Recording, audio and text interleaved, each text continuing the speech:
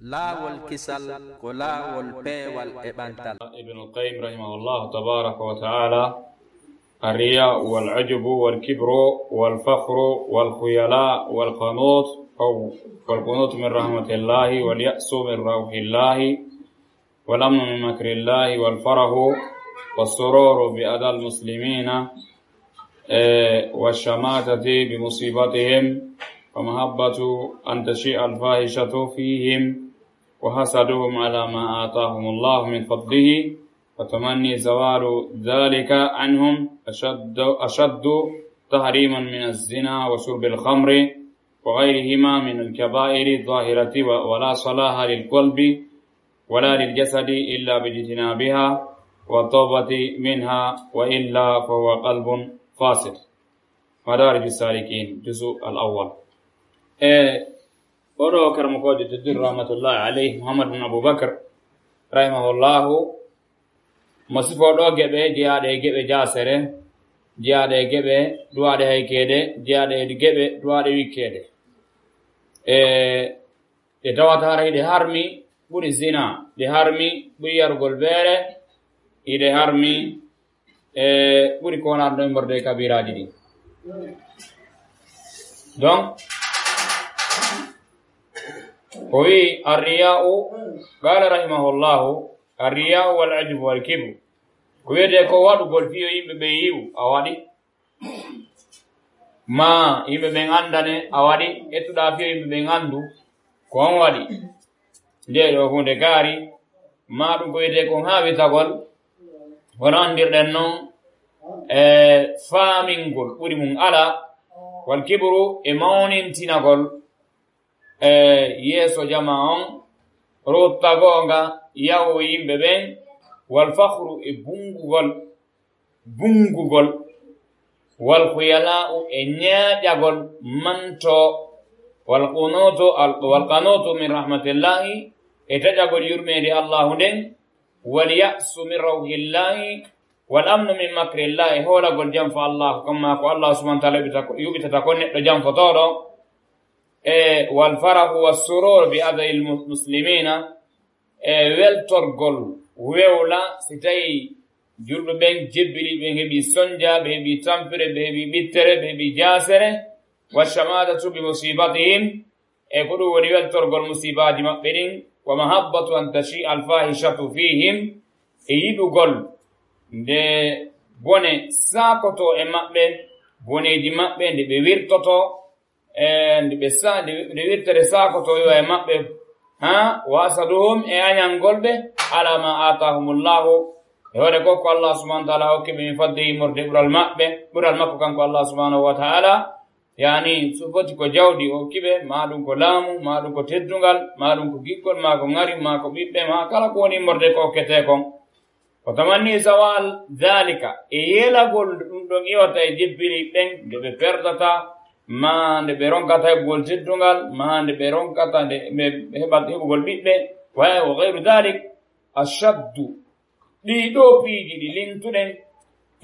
yiinori hawritare mawnintinare bungo ñaaƴo taƴagol e yurmede allahu nden e weltorgo ko julɓe ɓen sonjoto kon e musibaji ɗi ɓe heɓata ɗin e yiɗugol nde bone sakoto e maɓɓe e añalngol ɓe ko allah hokki ɓe kon e yelagol nde ɗum ɗon iwata e maɓɓe ashaddu tahriman min az-zina non harmi puri zina no harmi puri zina wa shurbil khamr e yargol vere wa ghayrihima e konadi do min al-kaba'ir adh-dhahirati yani imorde kabiraji di tawatara ko fenudi wi wala salaha lil qalbi mujjira ala nawnande bernde wawata moƴƴude wala lil jasadi bandu dun kadi wata moƴƴude illa bijtinabiha siwana woɗɗitagol ɗiɗi tintuɗen ɗo wa tawbati minha e tubugol e majji wa illa siwana ɗum fo wa qalbun fasid sina ɗum ɓernde on tigi haray ko ɓernde bonde nde tawata la khayra fi moƴƴire ala e mayde ndarin ɗo ka deftere maɓɓe madariji salikina juzu arana on ko non tawreten numéro page 402 wa qala aidan rahimahullahu إذا أراد الله بعبد خيرا جعله معترفا بذنبه ممسكا عن ذنب غيره جوادا بما عنده زاهدا فيما عند غيره معتملا لأذى غيره وإن أراد به شرا عكس ذلك. وي إذا أراد الله بعبد خيرا سأل سبحانه وتعالى فارنك جعله معترفا بذنبه wala mo ko girti lo bakatu di makudi so bonni o girti to o jabay o wadi falje o jabay o wadi ella o jabay o falje o girti to sani mo falje mi jabi irtike nyaki abonni nawa yafo nyaki o girti to bonni makko mutuba ka Allah subhanahu wa ta'ala siko julbe mo bonni kadi o girti to جعله معترفا بذنبه ممسكا عن ذنب غيره حتما ko ala goddo go bonnata jotta ko tawi mo ndara bonedi yimbe ko bonnata hatima ko wonata dum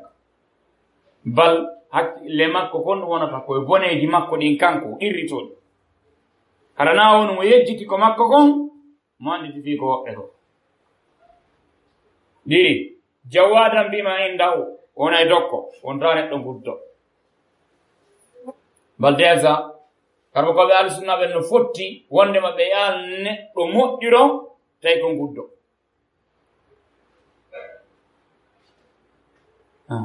neddo moddiro ara ko guddo be yal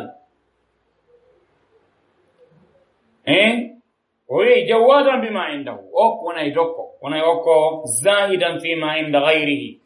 on neddo rodi do ko goddo go jogi haccuma ko onata goddo go jogi podana dande ko goddo go mari vala e bay sundun hibba ka yasis yetta sundun on bina yasio ajo onata ma dama na kambe di be monanta ko madum mettatabe haccuma be ala ko e wuda kon haccuma be ala siko lam siko jawi siko bitti kala ko Allah kuma idarta konton on ta anyambe mutahammilan li adha ghayrihi ona netto mutawata haraino fawti si goddo lorrimo munyoto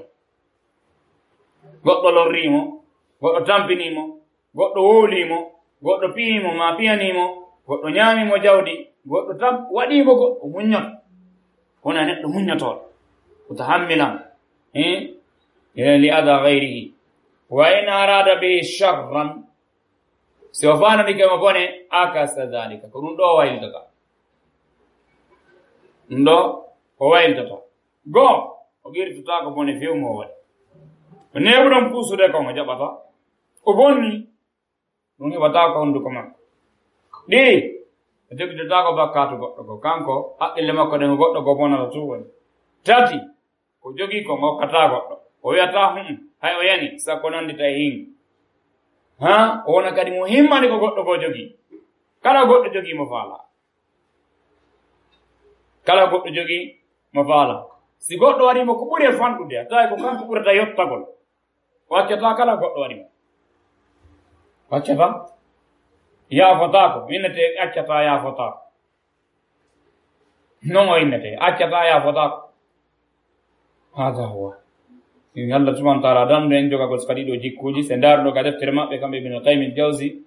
ka deftere mabbe al-fawaid safwa 145 numéro pazon inshallah se ndaro iton ko ronta den hada wabillahi tawfiq assalamu alaykum wa rahmatullahi wa barakatuh LAAWOL KISAL ko LAAWOL peewal e bantal